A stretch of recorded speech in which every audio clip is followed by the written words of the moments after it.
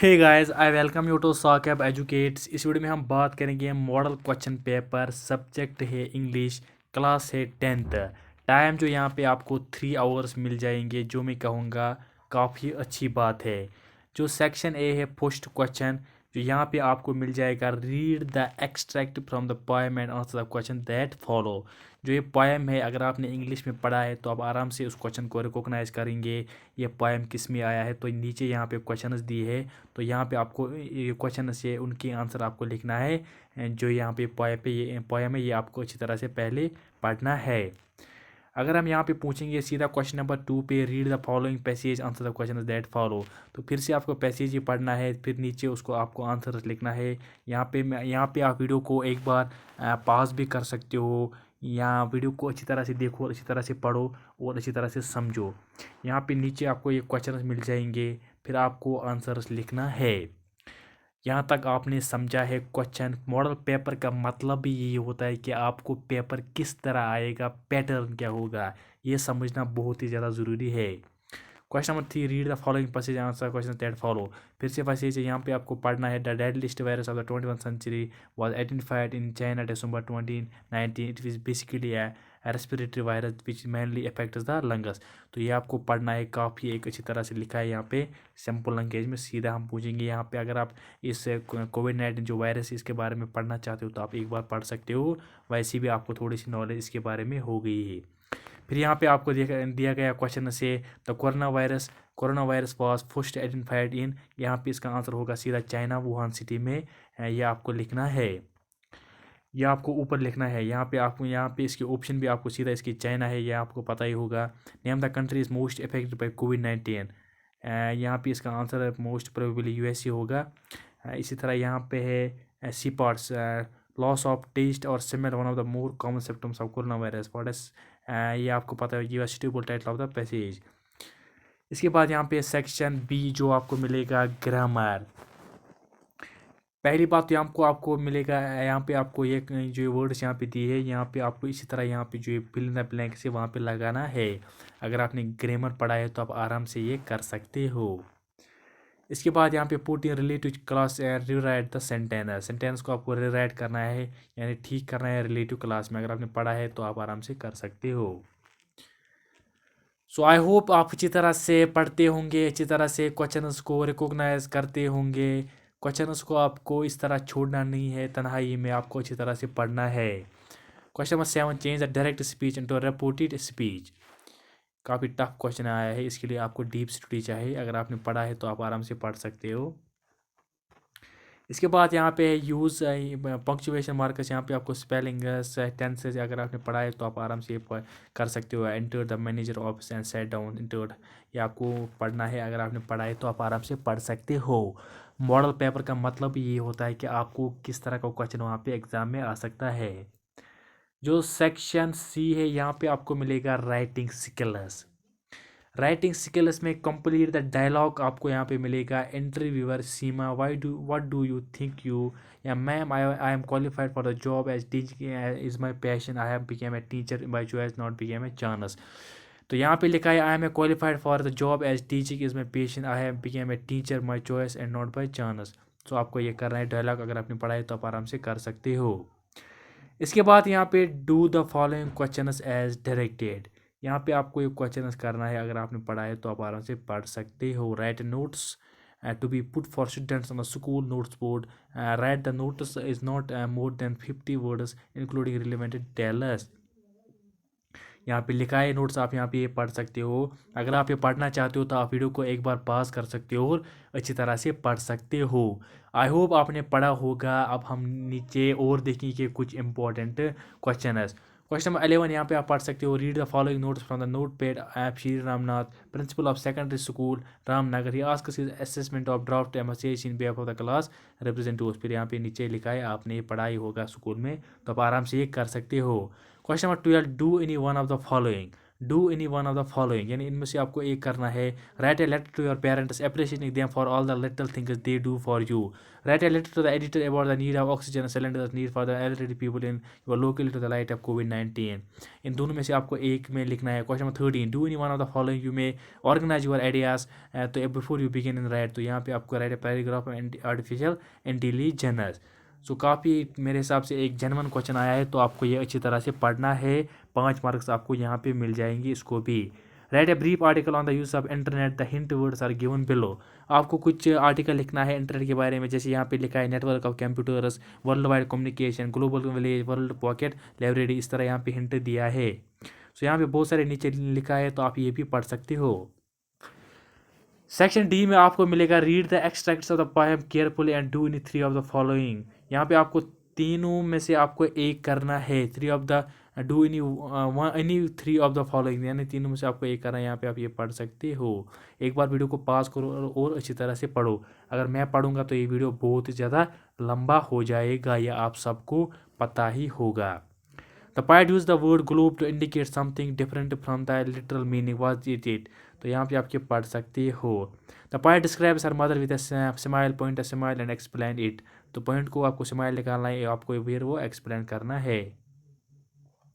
Do any 4 of the following, यहाँ पे 4 questions आपको करना है।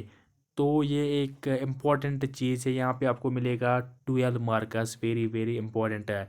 ये क्वेश्चंस आप रिकॉग्नाइज करो, फिर आपको आसानी हो जाएंगे। जो भी आपके पास स्टडी मटेरियल होगा एंड नोट्स होगा या कुछ बुक होगी, तो आपको वहाँ पे ये मिल जाएंगे। आई होप आपने ये क्वेश्चंस को अच्छी तरह से पढ़ा होगा।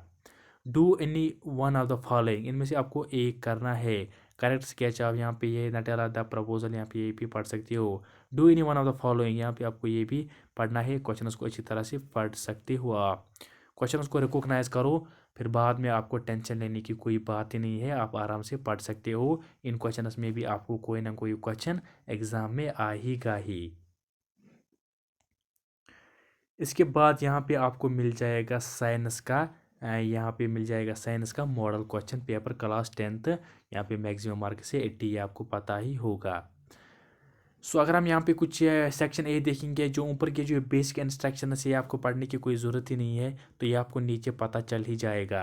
जो यहाँ पे फर्स्ट क्वेश्चन है, object A B is place at the centre of the, यहाँ पे आपको ये पढ़ना खुद, वरना यार वीडियो लंबा हो जाएगा। तो what is the value of refractive index in what for a crone class, या व्हाट इज डायोपीटर, यहाँ आपको पढ़ना है। Give any one point of difference between है, यहाँ पे convex lens and convex lens, ये आपने पढ़ा ही होगा बहुत बार।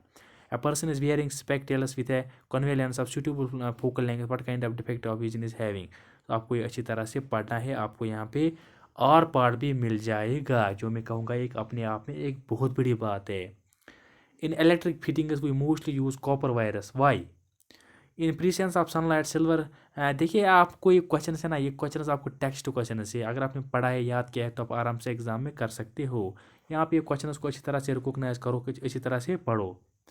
Question number 8, draw electronic knot structure and to amino molecule and the structural formula of, यहाँ पे arrange the following metals in order of their increasing reactivity। यहाँ पे आप पढ़ सकते हो copper, aluminium, silver, zinc, iron.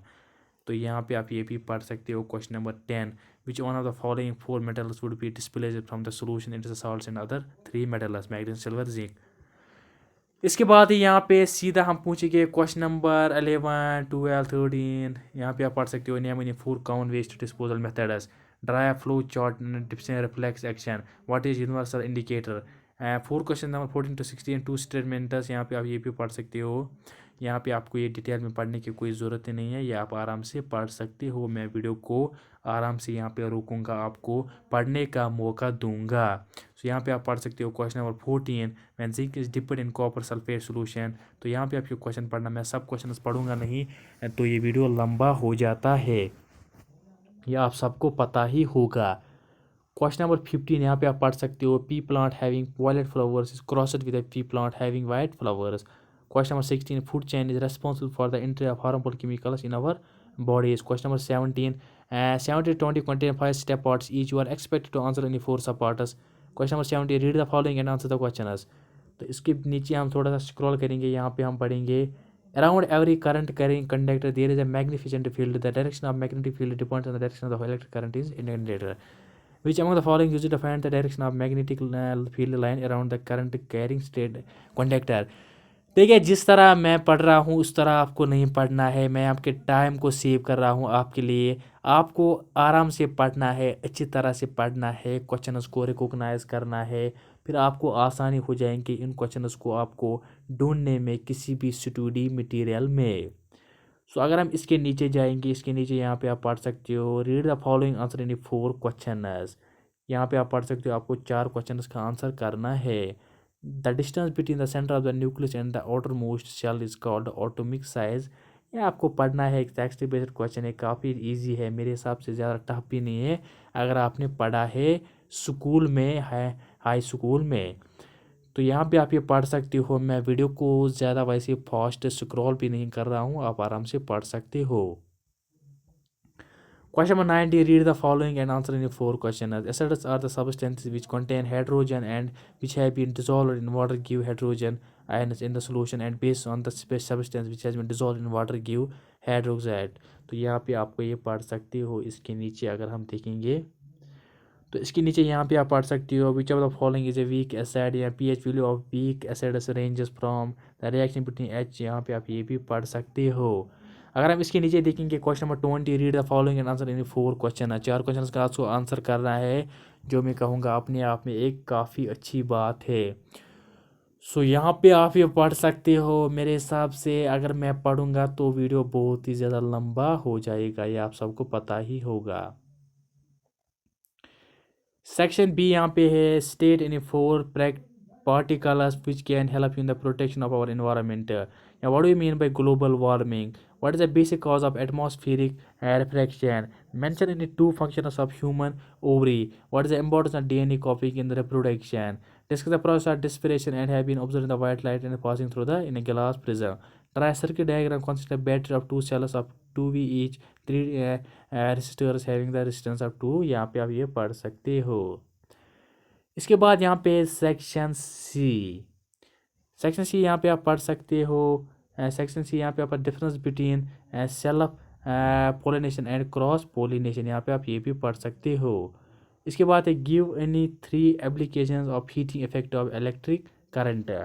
Give advantage of hydel power plants और thermal power plants. What we keep seller, यहाँ पे आप ये क्वेश्चन पढ़ सकते हो। मैं सीधा यहाँ पे पूछूंगा question number 32, 33। Describe briefly the electrolytic refining of copper. What do you mean by apical dopamines, यहाँ पे आप पढ़ सकते हो ये। इसके बाद है यहाँ पे सेक्शन डी यहाँ पे आप खुद पढ़ना। And question number 34, with the help of री diagram explain the following terms. यहाँ पे ये टर्म्स आपको एक्सप्लेन करना है। यहाँ पे आप क्वेश्चन नंबर 35 पढ़ सकते हो। आराम से आप पढ़ो, वीडियो को अच्छी तरह से देखो और एंड तक देखो। सो यहाँ पे मैं जूम इन करूँगा फिर से। Explain the following with examples, यहाँ पे आपको ये एक्सप्लेन करना है with examples. What is heterotrophic nutrition. Explain different types of heterotrophic nutrition. Describe the process of transportation of water and food in plants. तो ये था मॉडल क्वेश्चन पेपर इंग्लिश और साइंस का क्लास 10th जो exam है मार्च में 2023 में। अगर वीडियो कहीं से भी पसंद आया तो वीडियो को दबा के लाइक करना।